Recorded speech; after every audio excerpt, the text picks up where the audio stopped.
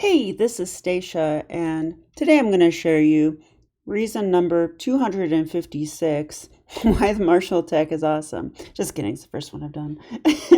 But okay, what is the martial attack, first of all? Well, I will show you. So it goes like e4, e5, this comes from the Spanish opening with bishop to b5. So this is the Roy Lopez, and here we play a6. This is what Paul Morphy played. And it's what I like to play because Paul Morphy played it. Okay, so the bishop could take, but they're wrecking our pawns. Okay, fine. But if they try to grab this pawn, we actually have queen d4 here, which is kind of annoying because it attacks the pawn and the knight. They really have nothing better than to retreat, and then we take the pawn. This is like decent for black. We're at least equal, probably a little better. But they often don't take, they just pull back. And then we go knight to f6. And the whole idea of the martial attack, the main thing that you want to remember, is that we're trying to play d5 in one move. That's what we're trying to do. So instead of going d6 and like here, like trying to like coordinate, I don't know, who knows what we'll do, trying to get d5, we're going to try to do it in one move. So we're not going to play d6. We're going to really try hard not to play d6. If you play d6, okay, it's not going to be a martial attack. So, okay, bishop e7, rook e1. Okay, and a good rule of thumb is that when black in the Spanish opening defends this pawn, it is time to defend against them taking e5. For example, if we just castle, I'm pretty sure now they can take like this. And white's going to be much better here. I had a tournament game in a position like this, and it was a very painful game. Like, it was not fun at all. So when white defends their pawn, the rule of thumb is to defend our pawn as well. So we play d6, right? No. We're trying to play d5 in one move. So we go b5, right? Just kind of cut the bishop off. The bishop will move away.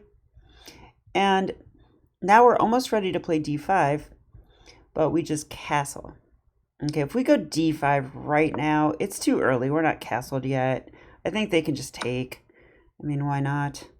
And then knight takes, and I mean, if they do this, I guess knight c3. This is going to be okay, but this is not a martial attack. What we really want to do is just get castled. We want to get castled first because white's castled. Okay, and now we're castled. And now the main line for white is to play c3. Now, if white goes d3, I don't think we should even go d5. Now you probably do play d6 and just play a normal game. But if white tries to really get the full center, starting with c3, going for d4 like this, which is the main line, now we have this move d5.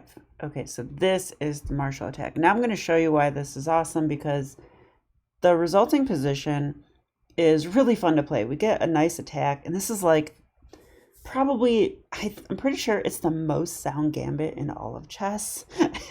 Like, I can't think of another gambit that all the super GMs, not only do they play it, but they also avoid it on purpose. Like, wow, avoiding a gambit. I mean, I play the Smith-Morra gambit and people almost laugh. And they grab that pawn and laugh at me, but, well, they laugh later, or I laugh later if I win, but, okay, anyway. Knight takes d5. Yeah, so there's a bunch of trades. They're going to take. Now, what's the point of all this? Well, why are we doing this? The main reason is that even though white's winning this pawn, they're kind of hurting their position in doing so. Like, does the rook really belong on e4 like this? I mean, maybe a rook could be good out here, but not when you've got the pawn on d2, the queen, the bishop, the knight, and the rook. They're all on the starting squares like that. No, that's not good, right? And the other reason is, remember that good defensive bishop Bishop? It's a knight. Okay, the good defensive knight on f3. This knight does a really good job here. In case you didn't know, it stops like things like queens coming out to the dark squares over here. So that knight is actually quite important. It also protects against like sacrifices on h2. So that's a very good defensive knight, but they traded off. So in this resulting position, that knight is gone. All these pieces are undeveloped, including the d pawn. And the rook is weird. Like, why is the rook the one that's out? That's supposed to come out in the endgame. Like when, that would be good if this rook could magically come to e1. Let's try it. Okay, it won't let me. Yeah. So anyway, that is why this position is really good for black. Okay, so now c6. Unfortunately, we don't really have a better move than this. I know that Marshall, the one that invented this, he had a different move here. I forget what it was. Maybe it was... It might have been this, actually. Might be this. I don't know. I'm too lazy to look it up, so... But c6 is the best move these days. And we're just saying, okay, we're just so ahead in development that we have time to just simply defend the knight. We're just fine, and we're threatening bishop d6. We're going to attack that rook and aim right at your king side. And with that knight gone, we can quickly bring the queen out to h4. So that's sort of the plan here. So, okay. So now we're getting to the game that I played. In this game, my opponent took. I don't really think that's the best move or anything, but I'm sure it's playable. They're giving up their bishop, though. And even though my pawn is weak, I don't really care about my pawn. What I care about is going after this king on g1.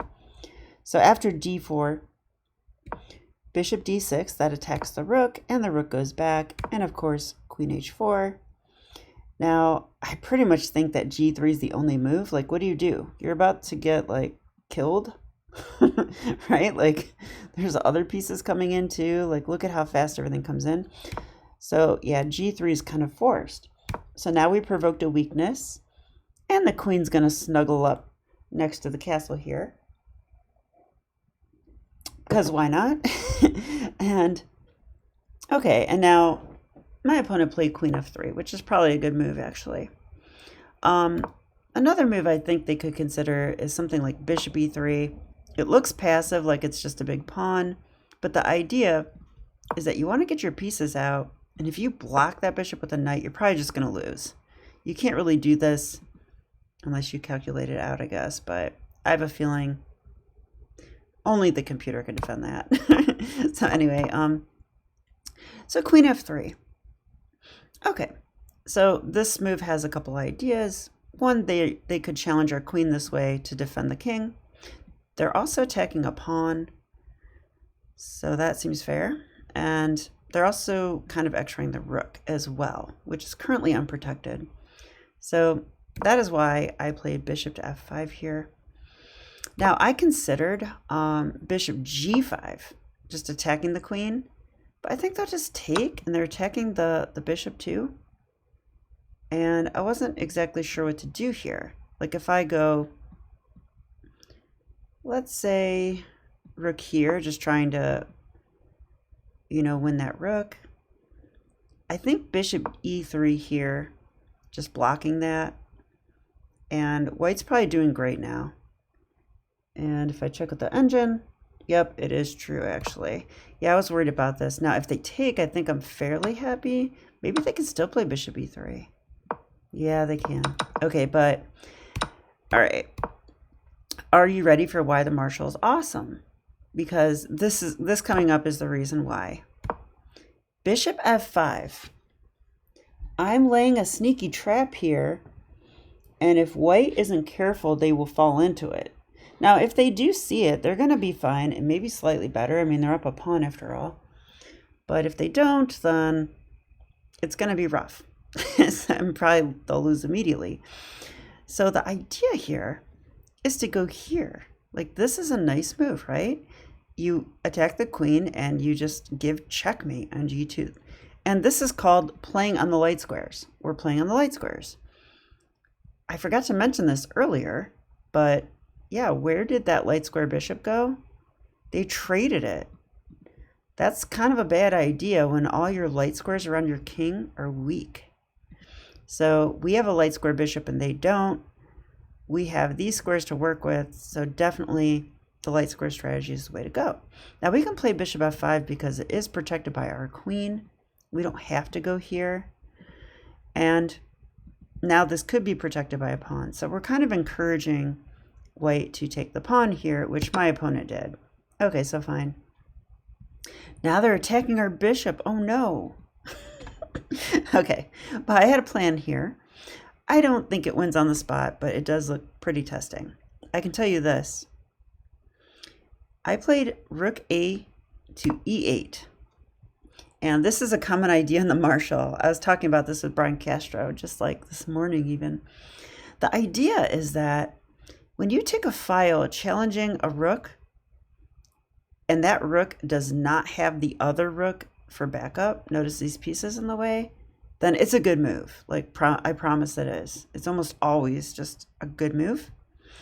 So they could take, yeah, but then we take. And okay, now we're threatening checkmate. So that's going to be rough, right? And if they go bishop e3, well, then we get this.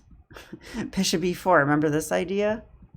That's going to win a queen. You can't take the free bishop because that's checkmate. So this idea is quite strong. And that's mainly what I wanted to show you guys. So after queen takes d5, let's see what happened in the game. I went rook e8, and he went bishop e3 immediately. Makes some sense, right? Because we just saw what happens if they don't. But yeah, bishop e4. That's a fork. We're threatening checkmate and we're threatening the queen. So what did they do? My opponent played the best move. They resigned. Hope you liked the video. Hit the subscribe button if you don't mind. I'll be back with more chess. Okay, thank you. Bye.